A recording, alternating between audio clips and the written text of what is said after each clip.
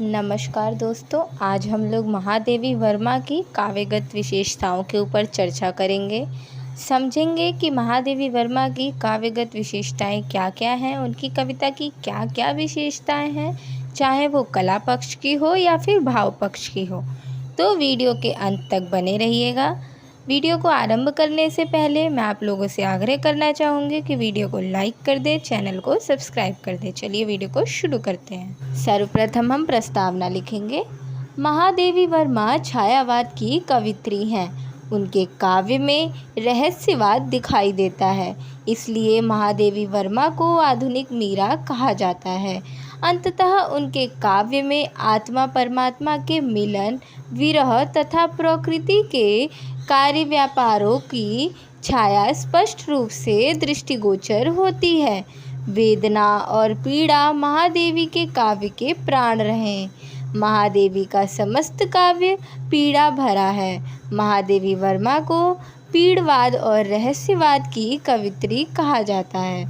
मतलब आप प्रस्तावना में कवि के बारे में बताएंगे। किसी भी कवि की अगर आप काव्यगत विशेषता लिख रहे हैं तो विशेषता से पहले थोड़ा बहुत उनके बारे में बताएंगे, जैसा कि हमने यहाँ महादेवी के बारे में पढ़ा। अब हम उनकी काव्यगत विशेषताओं को एक एक बिंदु के माध्यम से समझेंगे।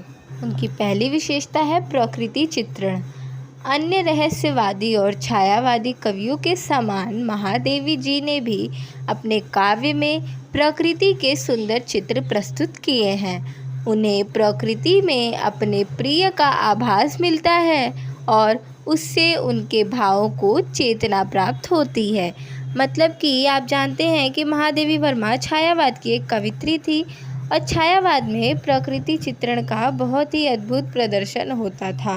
तो महादेवी ने भी प्रकृति चित्रण बहुत ही मार्मिक तरीके से किया है। वो प्रकृति के अंदर अपने प्रियतम, अपने प्रिय को आभास करती थी। उनको सोचती थी कि ये प्रकृति ही मेरा प्रिय है, मेरा प्रियतम है। और उन्होंने अपने काव्य रचनाओं में प्रकृति का बहुत ही सुंदर और सूक्ष्म रूप से उसका वर्णन किया है। अगली विशेषता देखते हैं, कल्पना, भावना और पीड़ा। महादेवी जी की सृजन प्रक्रिया विशुद्ध भावात्मक रही है। उनकी धारणाओं को युग के विभिन्न वाद परिवर्तन नहीं कर सके हैं। उन्होंने किसी एक दर्शन को केंद्र नहीं बनाया जिससे जीवन अथवा समाज के लिए उपयुक्त समझा और उसे आत्मसार कर लिया जाए। महादेवी जी विशुद्ध रूप से भारतीय संस्कृति की पोषक होने के कारण उनकी समस्त काव्य कृतियों में उनका प्रभाव परिलक्षित होता है। मतलब कि जो उनकी कल्पना, उनकी भावना, उनकी पीड़ा है वो समाज के प्रति है। आपने बहुत लोगों को देखा होगा कि दर्शन, जब भक्ति काल था तो अलग अलग प्रकार के दर्शन थे, शैव दर्शन, द्वैत दर्शन, अद्वैत दर्शन। तो उन्होंने किसी एकमात्र दर्शन को मनुष्य जाति के लिए पूर्ण नहीं समझा कि उससे उनका आत्मसार हो जाएगा। उन्होंने मनुष्य जाति की पीड़ा को, उनकी संस्कृति को समझा है, उनकी पोषणकारी बनी है। अपनी भावना, अपनी पीड़ा उनके माध्यम से अपनी कविताओं में प्रस्तुत किया। अगला है महादेवी का रहस्यवाद। छायावादी काव्य में एक आध्यात्मिक आवरण तथा छाया रही है।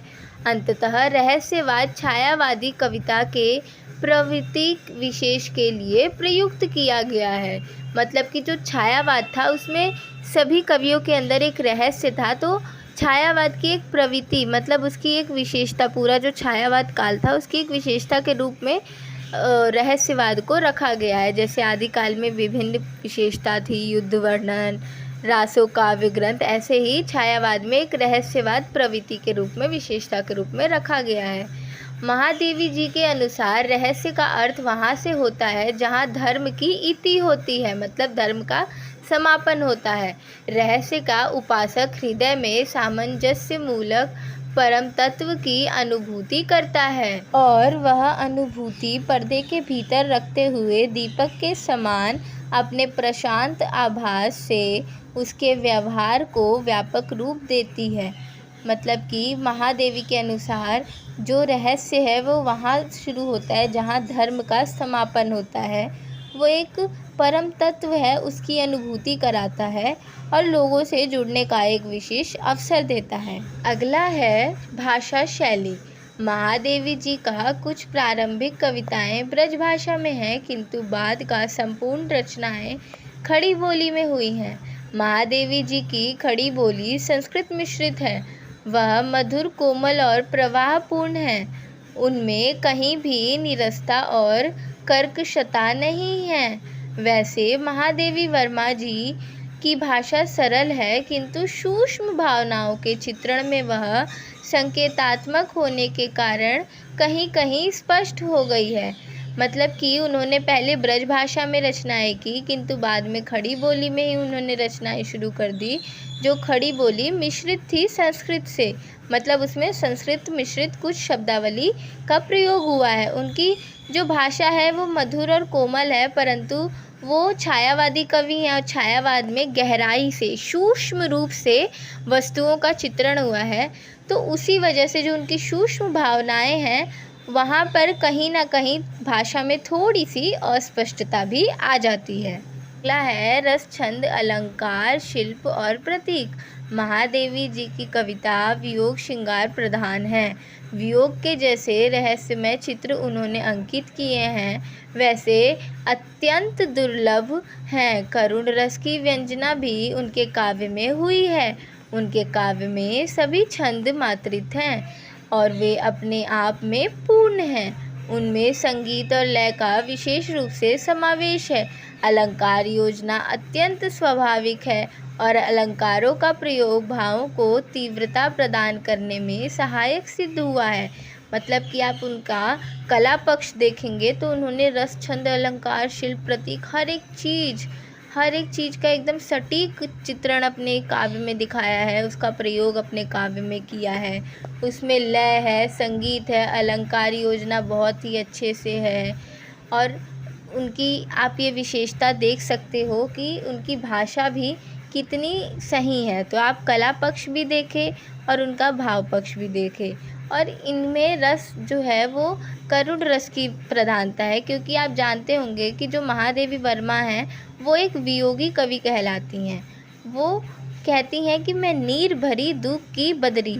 मतलब वो अपना दुख प्रकट कर रही हैं अपनी कविताओं के माध्यम से, इसलिए उनकी कविताओं में करुण रस की प्रधानता रहती है। तो मैंने आप लोगों को 5-6 पॉइंट बता दिए।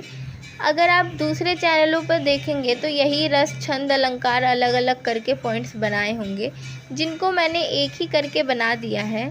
तो आशा करती हूँ आपको ये समझ आया होगा, और अगर अच्छा लगा हो तो वीडियो को कृपया लाइक कर दें, चैनल को सब्सक्राइब कर दें। मिलते हैं अगली वीडियो के साथ।